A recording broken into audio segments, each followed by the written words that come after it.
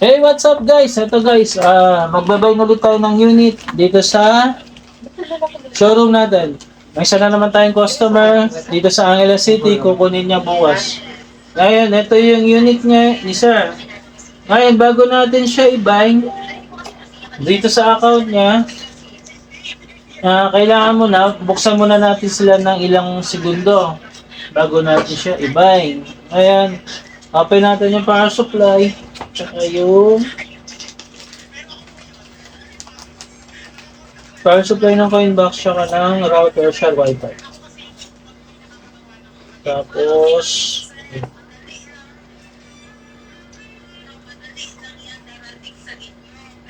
pag binahin kasi natin, kailangan hanapin natin yung router ID.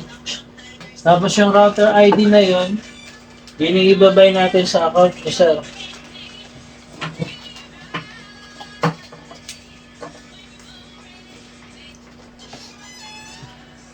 Ngayon, saksak muna natin yung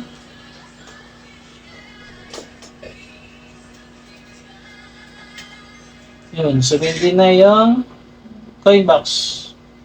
Tapos, saksak na rin natin si router ng Share Wi-Fi. Yan. Yan. Iilaw na siya. Hintayin natin siya mag-ilaw. Tapos, bago natin saksak yung LAN cable, para yung system niya is ma-refresh mo niya.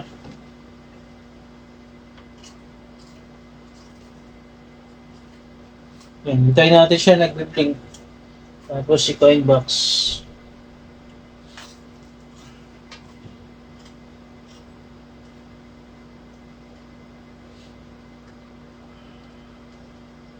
Tapos, hanapin natin dito sa Wi-Fi signal natin kung may madidetect tayo na share Wi-Fi unbound. Ba, ito. Hanapin natin yung share Wi-Fi unbound kung madidetect na na.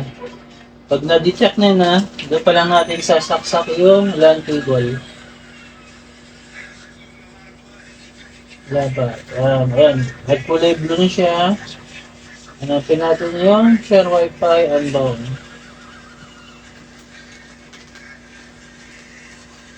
Refresh. Yun, nabitaw na yung share Wi-Fi unbound. Ngayon, dyan pa lang natin nilalagay yung LAN cable. LAN cable galing sa internet provider natin. Yan guys, nag-umpisa tayo ng 8 o'clock. Check natin kung paano kabilis o pag-set ng share Wi-Fi. Ngayon, click natin yung share Wi-Fi unbound signal. I-press ulit muna.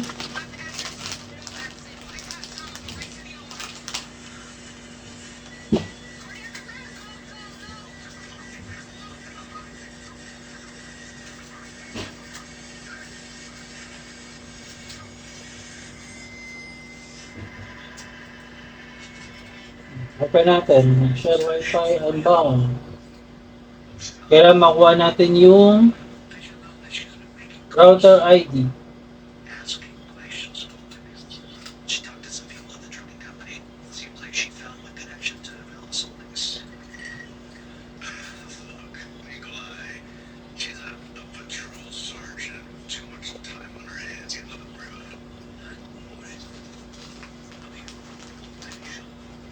Ngayon guys, medyo mahirap siyang kunin dito sa ano natin, dito sa computer.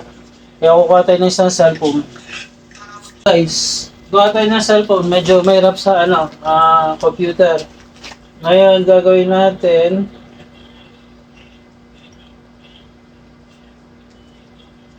hanapin lang natin yung router ID. Ngayon, click natin yung share Wi-Fi signal, tapos search natin si share Wi-Fi unbound. Click. Ayan, click. Obtaining siya. Okay, lumitaw na. Pag ganito yung lumilitaw, ibig sabihin wala siyang internet na nadidetect. Refresh lang natin. Hintay lang natin.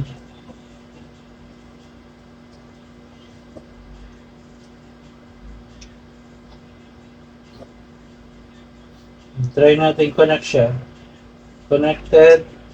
Tapos punta tayo ng Chrome. Type natin yung a.sharewifi.cc. Medyo magulo yung cellphone na to, hindi ko makita. a.sharewifi.cc. Putik, ganyan na lang klase yung cellphone. Google. Tapos search a.sharewifi.cc. Ayan. Kailan pa nag-search, wala siyang wala siyang mga space. Tapos type. Ayan, hintayin natin yung router ID dito. Copy natin. Type na natin dito tayo sa router management, plus sign. Tapos i-type mo yung dito.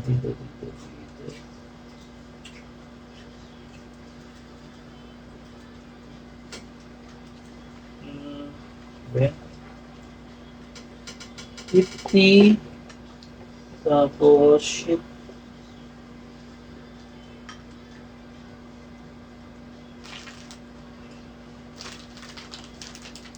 medyo pangit pag hindi mo kabisado yung cellphone.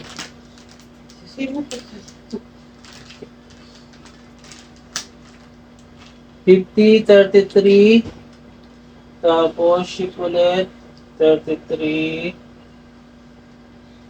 FO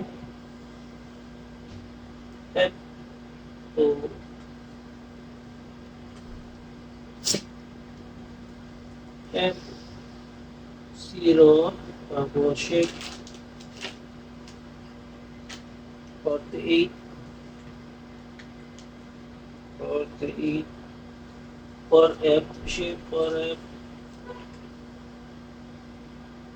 44 4F 58 yun. Try natin. Kung nakuha siya na matino. Copy. Tapos ipipaste natin dito sa router ID isa. Right click, paste. Tapos confirm. Check natin. Boom. Ayan, online na yung router ng account ni sir. Ngayon pwede na natin balik yung cellphone na to. Pangit. Ngayon, ayan guys, na-detect na natin yung router ID. Pinaste na natin. Ngayon, lumitaw na po yung sa account ni sir yung router niya. Ngayon, online na po siya. Ngayon, back tayo sa coin slot. Hanapin na naman natin sa coin slot yung ibabay natin yung coin box. Ngayon ito, minsan kasi hindi lumilitaw yung kulay green na yan, kaya i-click natin itong plus sign. Sa plus sign na yan, ibabay natin yung MAC ID or yung coin box ID. Halimbawa, wala yung kulay green, i-back lang natin, tapos open natin yung online device. Ngayon dito sa online device, hanapin mo yung coin box. Makikita mo yung coin box dyan. Infinite note. Toro. Refresh. B495. Click natin. B495. First dot. B495. Click natin yung bell. Yun, tumunog. Ibig sabihin, ito yung coin box na dapat natin i-buy. Ayan, nag-bling na siya. Ngayon, click natin yung buy. Buy. Confirm. Tapos, refresh natin. Yun, online na yung Coinbox ni sir, makikita na natin dito sa account niya, online na. Tapos update na natin. Para mamaya pa nag-calibrate tayo, mabilis na lang.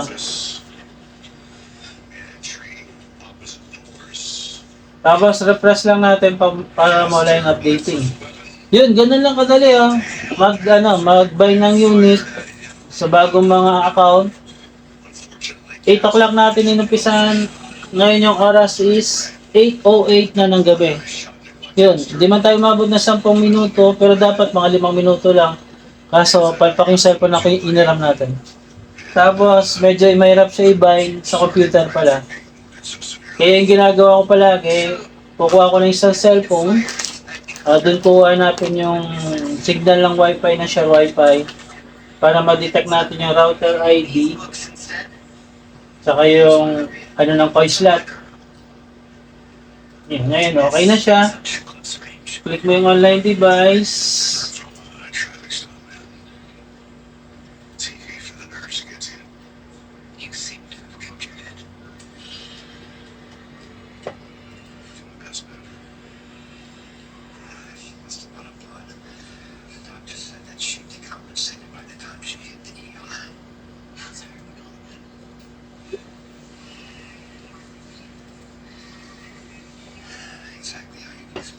Ito yun, C3C.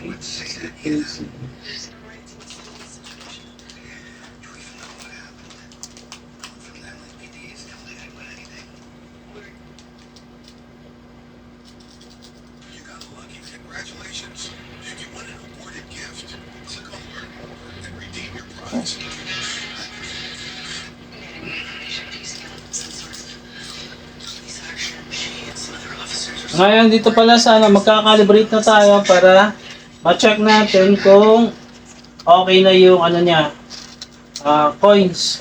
Coin slot niya kung okay, kung tumatanggap ng coins, tsaka nire-reject.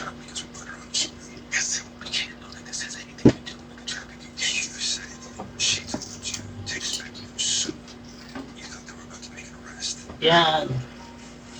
Ito yung account ni Sarah.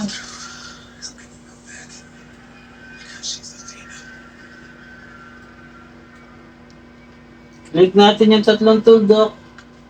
Click natin yung version 2. Tapos, kuha tayo ng coins.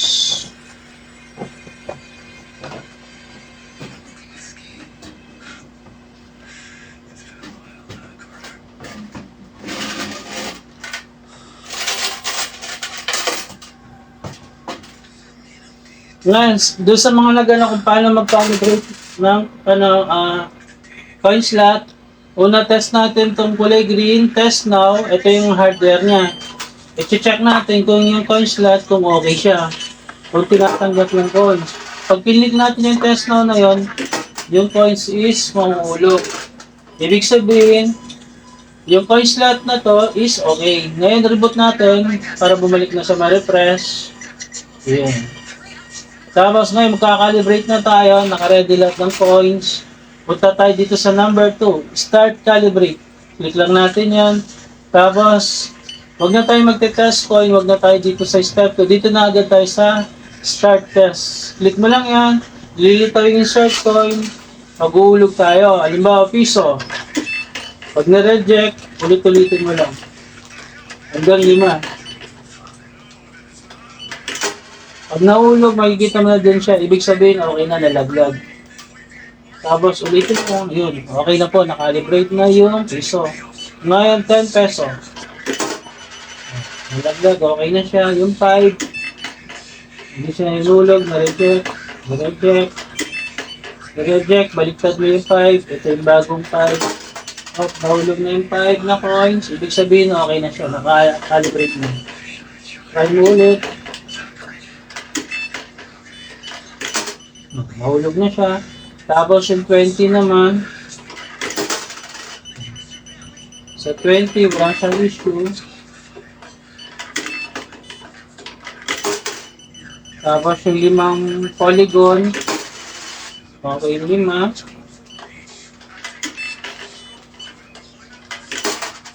Yung 5 parang pilak. Ulit-ulitin mo lang siya. Ayun, naka-calibrate siya mo kusa. Tapos hindi mo pisipado ulit, calibrate siya. Ayan, dire-diretso lang. Ayan na. Ang ganda, pag hindi siya pumasok, medyo ulit-ulit mo lang siya.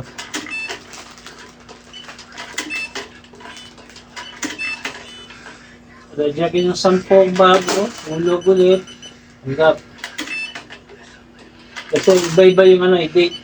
Ngayon para matest natin, kung tumatanggap na siya talaga ng coins, ah, balik tayo dito. Dito na tayo sa signal. Balik natin yung signal ng Wi-Fi. Search natin yung share Wi-Fi unbound. Connect tayo. Dilitaw yan. Para test natin kung gumagana na siya. So yung pag-calibrate natin kung okay.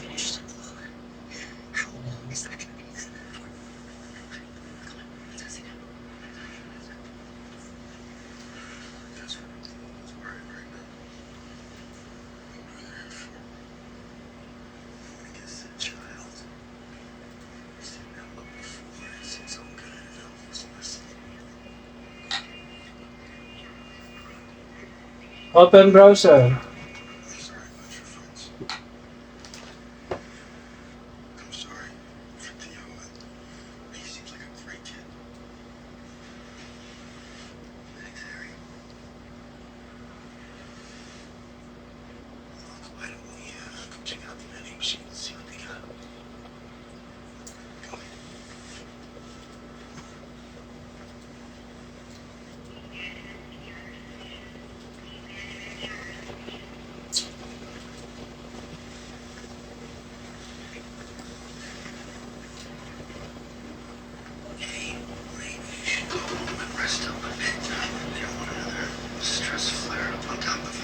Connected siya.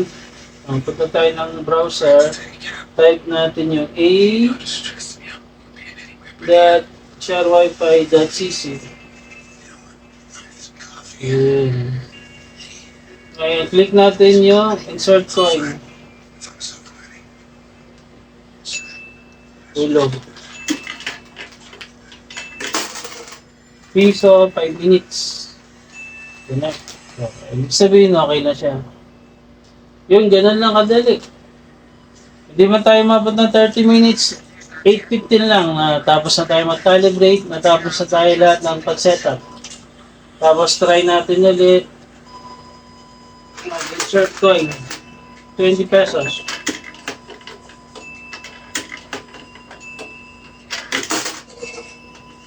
22 hours.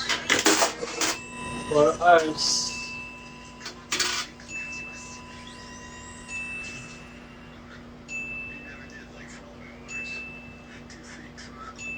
Connect. Connection ng 4 hours. Guys, dito guys, dun sa plan management, hindi ko muna ginalaw. Yung default muna to. Yung piso niya is 5 minutes. Yung 5 peso is 30 minutes. Tapos yung 10 peso, 1 hour. Tapos yung 20 pesos niya, 2 hours. Wala mo na akong ginalaw dito ha. Kasi hindi natin alam kung doon sa pepestuan niya kung mataas yung piso niya o mababa. Tapos, ganyan lang muna. Tapos, balik muna tayo ng router management. Pag sinet na natin yun, nagkaroon ng error yung billing module niya. Ito guys, may mga tutorial na lang tayo makukuha. Diba, nagkulay red, click mo lang yung billing. Tapos, system repair, click mo lang yung billing module repair. Tapos, ang sinabi dito, 2 to 3 minutes. Hintay lang natin yun, maayos na yung billing. Ito, yung billing niya, nagkaroon ng problema. Hindi siya mag-resume. Okay, back natin. Hintay natin na mawala yung kulay red. Tapos, check natin yung wifi kung saan siya nakakonect. Share wifi pa rin siya. Tapos, check natin yung YouTube kung mayroon. Yun. Ibig sabihin, wala pa. May issue pa siya. Hindi pa nag-kulay black. Click mo lang siya ulit. Tapos, wait lang natin siya ulit. Hintayin natin siya mag kulay black. Isa kasi umabot siya ng 2 to 3 minutes talaga bago siya bumalik. Yun guys, bumalik na dito yung oras. Dito, refresh lang natin. Boom, yun, okay na. Ayan guys, dito sa video natin may mga tutorial na rin akong binigay.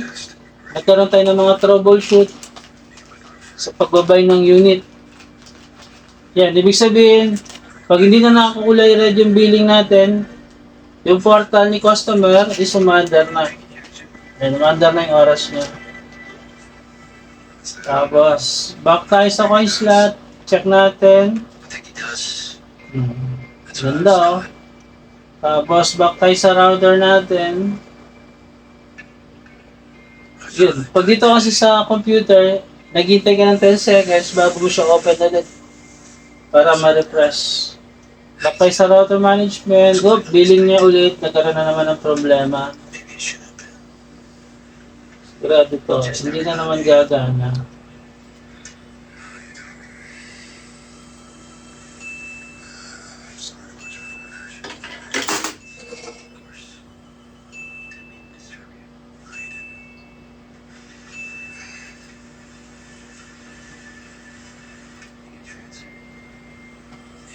Ayan, okay na. Tapos yung ano niya, 85%. Yung internet natin, hindi na siya kabilis. Tapos wala pa siyang ano, hindi pa dito sa ano niya, wala pa siyang bandwidth na nakalagay, naka-zero. Pag naka-zero guys, kung ano yung speed mo dito, yun yung pumapasok sa kanya. Halimbawa, yung internet natin is 200 Mbps. Type natin yung speed test.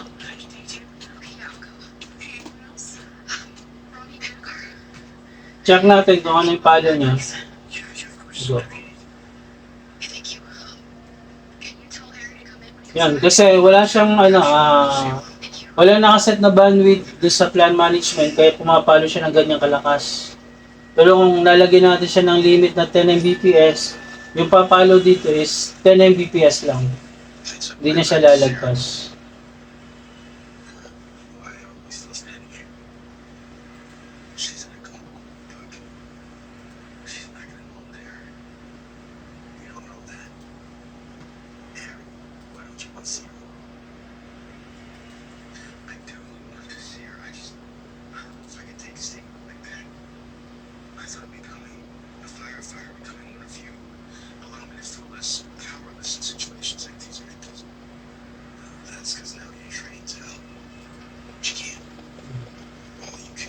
Yan o. Pag wala siyang nakalagay na bandwidth, papalo siya talaga na malakas. Pero kung meron siyang limit, yun yung tinaganda. Tapos check natin ulit. Meron pa siyang 5 hours and 59 minutes. Tapos guys, ayan. 8:21 na, naka 20 minutes na tayo sa pagbabay ng unit.